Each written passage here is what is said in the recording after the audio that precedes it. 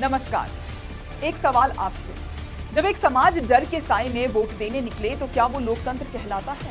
जब बिहार के 70% दलित कहें कि हमें डर है कहीं वोटर लिस्ट से नाम ही न कट जाए, तो क्या ये चुनाव है या इम्तिहान? अब मुद्दा सिर्फ विकास नहीं, अब मुद्दा है वजूद का। और ये हम नहीं कह रहे, national confederation of Dalit and Adivasi organisations (NCAO) का ताजा दलित सर्वे कह रहा है। 18,000 से ज्यादा दलित लोगों से बात करके बनाई गई ये रिपोर्ट कहती है कि बिहार का दलित वोटर अब निर्णायक भूमिका में है और उसका भरोसा महागठबंधन की ओर बढ़ रहा है। सवाल नंबर 1, वोट किसे मिलेगा? जब पूछा गया कि आप किसे वोट देंगे तो 46.1% दलितों ने कांग्रेस और इंडिया गठबंधन का नाम लिया। डबल इंजन सरकार काफी पीछे है।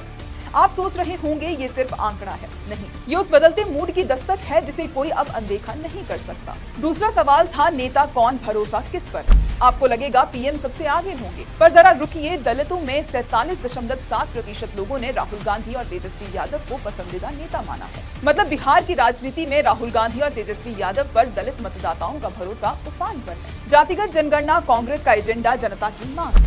एक सीधा सवाल पूछा गया, जातिगत जनगणना का श्रेय किसे जाता है? 60.6% दलितों ने कहा राहुल गांधी और तेजस्वी यादव। सिर्फ 27.3% ने पीएम मोदी का नाम लिया। जनता तय कर चुकी है, सामाजिक न्याय सिर्फ भाषण से नहीं आता, संकल्प से आता है। अब बात सबसे अहम मुद्दे की, रोजगार। 58% दलितों ने कहा बेरोजगारी सबसे बड़ा मुद्दा है। कोसी बेल्ट में यह आंकड़ा 80% पार कर गया। पर सबसे बड़ा सवाल, क्या वोटिंग राइट्स बचे रहेंगे? आप सोचिए, एक लोकतंत्र में 71.3% दलित इस डर में जी रहे हैं कि हमारा नाम वोटर लिस्ट से हटा दिया जाएगा। क्या यही है सबका साथ, या यही बचा है कि दलित अब कह रहा है हमें साथ नहीं सम्मान चाहिए? और एक सवाल था सरकार की परफॉर्मेंस पर।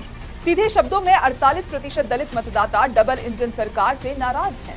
सीमांचल और कोसी जिलों में यह आंकड़ा 70% से ज्यादा है। दलितों ने तो फैसला कर लिया है, कांग्रेस और इंडिया गठबंधन को अब सिर्फ सुनना नहीं है, सत्ता में लाना है। रोजगार से लेकर वोटिंग राइट्स तक की लड़ाई में दलित अब दर्शक नहीं, भागीदार बनना चाहते हैं। क्या बाकी बिहार इसे समझ पाएगा?